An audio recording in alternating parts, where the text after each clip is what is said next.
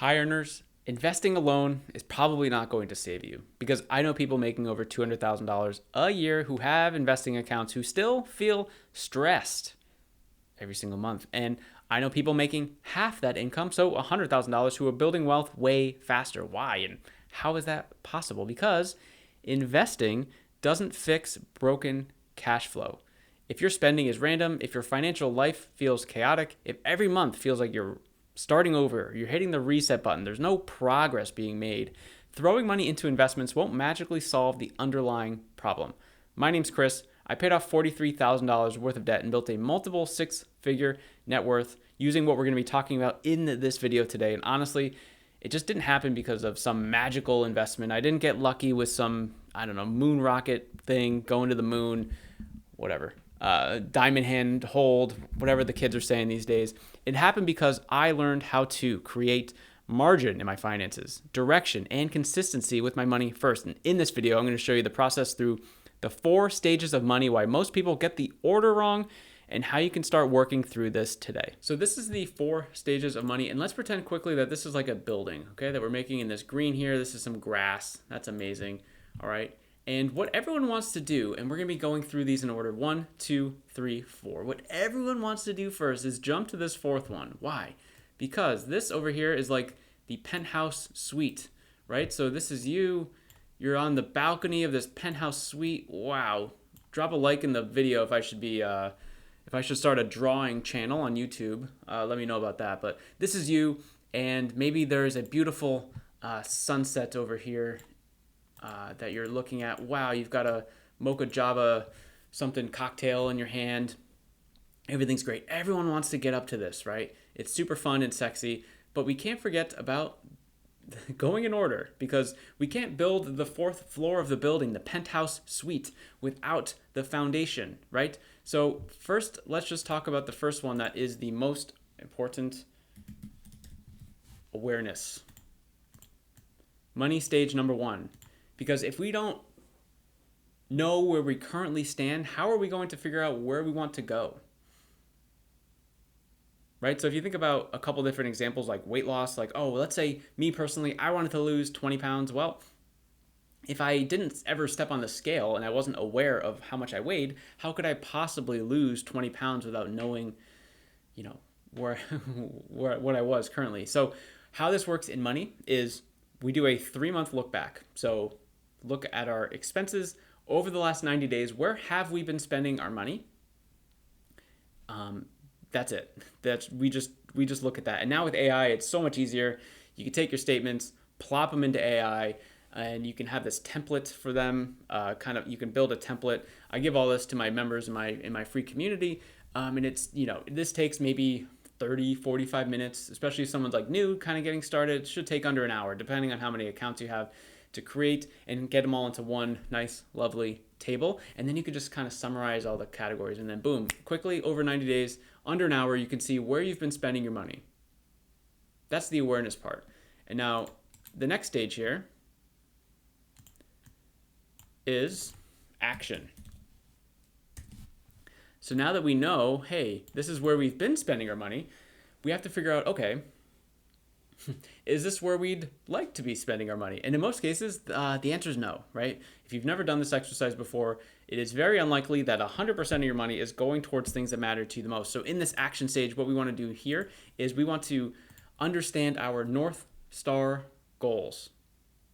And this is a list of 2 things, 10 things. It doesn't really matter, but it's your life goals, your financial goals, and your non-negotiables, things that you want to and need to be spending money on, and that would feel good for you. Like, for example, if we go back to health and fitness, let's say you go through the 3-month look back and you're just spending, $20 a month on a gym membership, but you have some health and fitness goal as like your second, North Star goal or something like that. It's like, wow, I'm only spending $20 a month for something that I'm saying is super important. So maybe I should actually be allocating more resources towards this thing, like more time, more energy, more money. Like, yeah, go to more classes, get more supplements, whatever, right?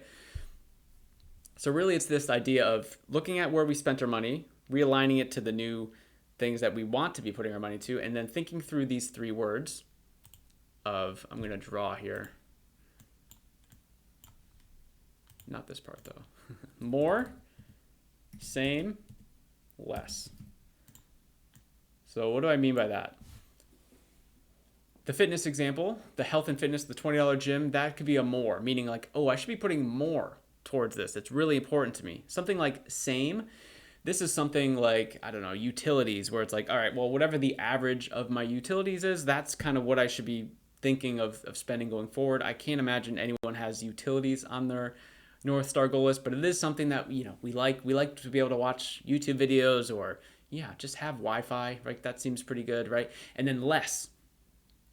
Things that you're spending more money on than you're saying is valuable. So I don't see a lot of people, all the people I've worked with, they don't have, really restaurants on their list. They don't have food delivery. They don't have TikTok shop on their North Star goal, yet somehow those are the categories that could fill up their expenses. And it's like, ooh, okay, so I'm spending a lot of money here. It doesn't match how important it is to me. So maybe that's a less. So more, same, less. That's all you really want to think through in that process. So after you've done that, we move to the next part here. Accountability. And what do I mean by this? So this part, here we go, basically means, so anyone can do some sort of, anyone's finances can look great in a month. Because if anyone can be motivated for a month to figure out, like, hey, oh yeah, we got to just stay on top of the ball this month and we got to figure it out. That's great. Or you do this like sprinty thing and it's not really that sustainable for a long period of time. So what we want to do in this step is we figured out where we spent our money. We figured out where we want to be spending our money. Now we look at, okay, we realign everything and we just like, okay, what would feel good? Like month one, starting this process, like what would feel good? Like what would we feel good if we were able to find $300, $500, $1,000 or more a month? That's what some people in my community are currently doing, just by going through this simple process. What feels sustainable for you? Now, maybe the $1,000 a month, it's kind of like when you're pushing and sprinting and like you're kind of cutting extra stuff out just to like see what you can do. But maybe the long term, maybe it's that $500, $600, $700 a month range where you're looking at it like, wow, this feels great because we haven't really lost things in our life that we care about. Like we're still doing all this stuff. We've got the family. We're doing all these things, right? But we're able to like stop spending money elsewhere so that we can put it towards more valuable things. And that's the trade-off.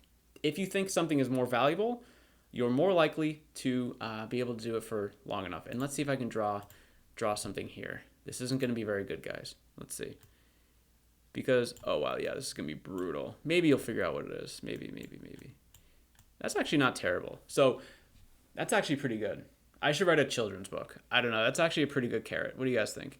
I think the biggest thing for me going through my journey is figuring out a big enough carrot that's going to keep me motivated, right? So before kids, it was like, oh, wow, we have a ton of debt here. We should probably pay that off before the kid, before our kids come into our life, because it would just free up a lot of stress. And that was our thought. So we hustled and paid off debt before our son was born. And now that, he was born, it's like, oh, wow, we got to start planning for his future, right? So we put money towards a 529. And then our daughter was born and we're like, holy crap, now we're going to have 2 daycares that we have to pay for. Like, whoa, we got to do this whole process again, realign everything, make sure that we can do what we want to do. And sometimes that is like, instead of doing all these these like paid events, it's like, all right, what are the free things that our kids will still really love to do? And it still gives them an experience.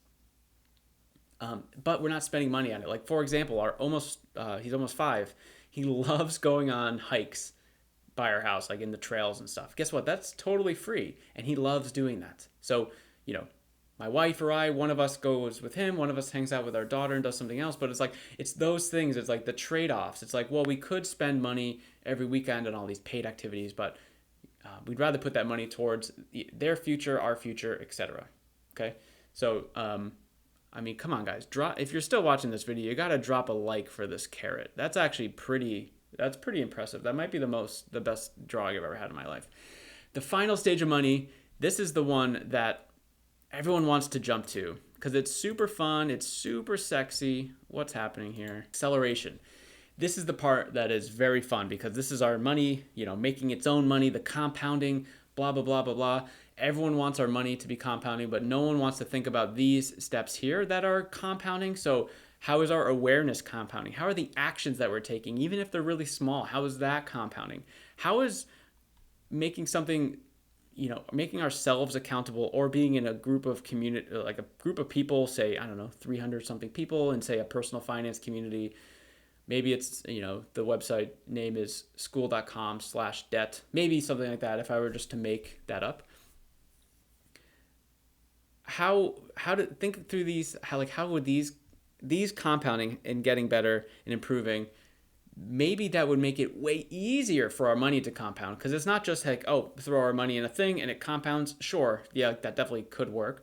Or you could just like get super aware, take some action, make a plan that's long term, like super long term, and not just think about next month.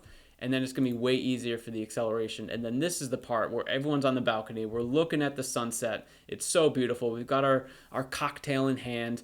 We're looking at this floating carrot over here, and everything's going great. And if you want to learn how to draw carrots on the internet on a whiteboard, I have a 6-week money challenge. Just kidding. But I do have a 6-week money challenge helping you build or improve your current money system and figuring out a way to use those 4 stages of money that personally works for you. This is not a cookie cutter thing that I walk through people. I don't give people a PDF or a video or something like that to figure it out. This is like me sitting down with them, making a custom plan for their life that works. Oh, and by the way, in those 6 weeks, we're going to be stacking as much money as humanly possible, so you know what you're capable of in a 6-week time frame. If that sounds interesting, again, the link is down below this video, or you can just check out this one right here, and it's going to walk through more information about the money challenge. I'll see you in the next one.